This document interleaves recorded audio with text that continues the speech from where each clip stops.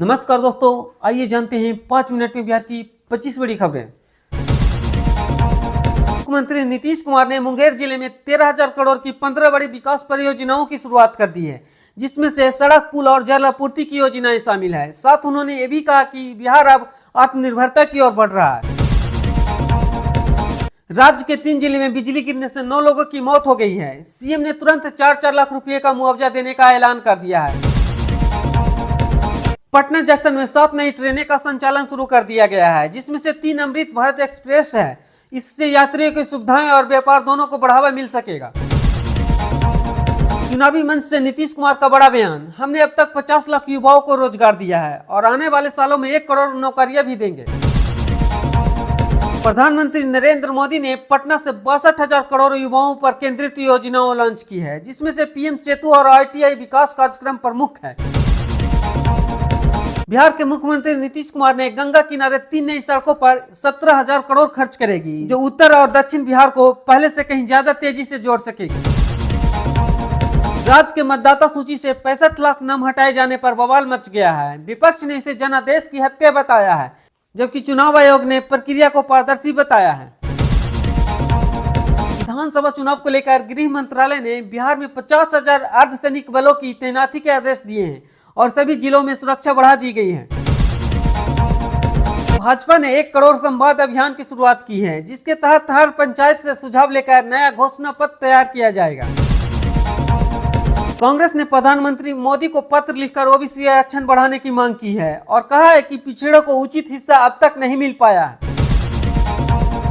दरभंगा, मधुबनी और समस्तीपुर में बाढ़ और जल जमाव से जनजीवन अस्त और व्यस्त हो गया है। कई गांवों में नाव से राहत सामग्री पहुंचाई जा रही है। सहरसा में NH 107 का चौड़ीकरण कार्य तेज गति से किया जा रहा है। अधिकारियों ने नवंबर तक पूरा करने का दावा किया है। बेतिया में पुलिस ने 50 लाख की अवैध शराब जब्त कर ली है। शराबबंदी के बावजूद तस्करी के बढ़ते मामले पर सरकार की किरकिरी हो रही है। पटना एम्स की नई बिल्डिंग का 90% काम पूरा हो गया है। दिसंबर में प्रधानमंत्री के हाथों से उद्घाटन होने की संभावना जताई जा रही है। भागलपुर में गंगा के किनारे बढ़ते कटाव से 250 से ज्यादा परिवार विस्थापित हो रहे हैं। प्रशासन ने वैकल्पिक जमीन देने का आश्वासन दिया है। गोपालगंज जिले में पशुपालन योजना के तहत 25,000 किसानों को सब्सिडी दी जा रही है, जिससे दूध उत्पादन में इजाफा हो सकेगा। पूर्णिया में महिला समूहों को 150 करोड़ रुपए का ऋण वितरण किया गया है, जिससे हजारों महिलाओं अब खुद अपना कारोबार शुरू कर सकेगी।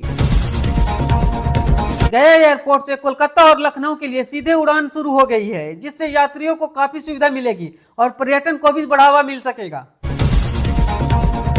रोहतास में अवैध बालू खनन पर कार्रवाई, 17 ट्रैक्टर जब्त और 12 तस्कर गिरफ्तार। डीएम ने पुलिस को सख्त निर्देश दिए हैं।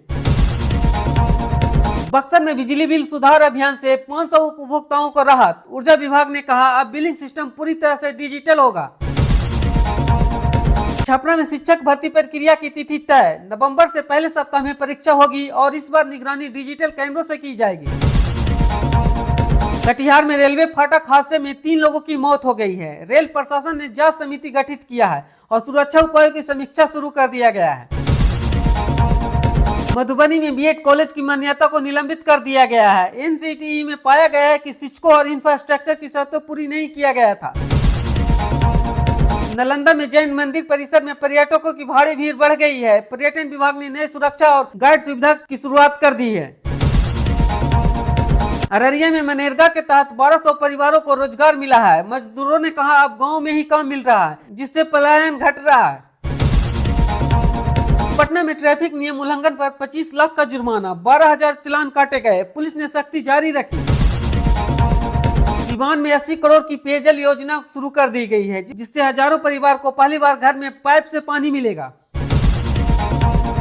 शेखपुरा में पुलिस ने 15 लाख की हीरोइन बरामद की है। 2 तस्करों को गिरफ्तार किया है और नेटवर्क का जांच जारी चल रहा है। भोजपुर में 10 मेगावाट की सौर ऊर्जा परियोजना शुरू कर दी गई है, जिससे इलाकों में बिजली की आपूर्ति में सुधार हो सकेगा। लखीसराय में किसान संगठन का आयोजन किया गया है। विशेषज्ञों ने जलवायु परिवर्तन से निपटने के लिए उपाय सुझाए हैं। नवादा में बालिका गृह कांड पर SIT की रिपोर्ट आई है, जिसमें 5 अधिकारियों पर कार्रवाई की सिफारिश की गई है। बेगूसराय में बदमाशों ने व्यापारियों से 10 लाख लूटे। पुलिस ने सीसीटीवी के आधार पर 3 संदिग्धों की पहचान कर ली है। औरंगाबाद में पीएम किसान योजना की किस्त जारी, 2 लाख किसानों को कुल 24 करोड़ की राशि मिली। मुजफ्फरपुर में डेंगू के केस बढ़े, स्वास्थ्य विभाग ने अस्पतालों में बेड और फंगिंग की बढ़ाने का आदेश दिया। दरभंगा में एलपीजी सब्सिडी सीधे खाते में आनी शुरू, 30,000 परिवारों को अब बिना देरी सब्सिडी मिल रही है। पटना जंक्शन पर हाईटेक सीसीटीवी कैमरे लगाए गए हैं, अब हर प्लेटफॉर्म की लाइव मॉनिटरिंग होगी। सीतामढ़ी में भारत नेपाल सीमा पर तस्करी रोकने के लिए ड्रोन पेट्रोलिंग शुरू, सुरक्षा एजेंसियां चौकस। नवगछिया में स्कूली छात्राओं को साइकिल वितरण, मुख्यमंत्री साइकिल योजना के नए चरण में 10,000 बच्चियों लाभान्वित। किशनगंज में बाढ़ नियंत्रण तटबंध की मरम्मत पूरी, अब इलाके में जल जमाव की समस्या से राहत मिलने की उम्मीद। सुपौल में आवास योजना के तहत 500 लाभार्थियों को नए मकान की चाबी सौंपी गई, सीएम ने वीडियो कॉन्फ्रेंसिंग से संवाद किया। जहानाबाद में नए मेडिकल कॉलेज की घोषणा, 2026 तक एमबीबीएस कक्षाएं शुरू होगी। अरवल में सरकारी स्कूलों में स्मार्ट क्लास शुरू, छात्रों को डिजिटल शिक्षा से जोड़ा जाएगा। कटिहार में इंटर रिजल्ट गड़बड़ी की जांच, बोर्ड ने 3 शिक्षकों को निलंबित किया और रिपोर्ट 7 दिन में मांगा गया।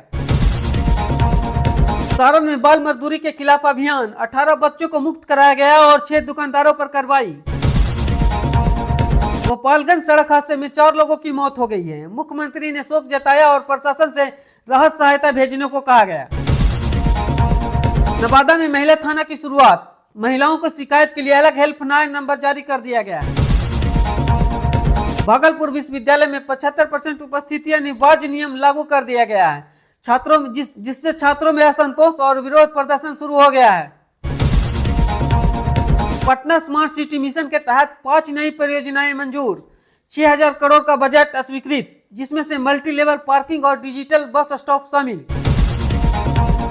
मौसम विभाग ने बिहार के 7 जिलों में भारी बारिश का अलर्ट जारी किया है, किसानों को फसल सुरक्षित रहने की सलाह दी गई है।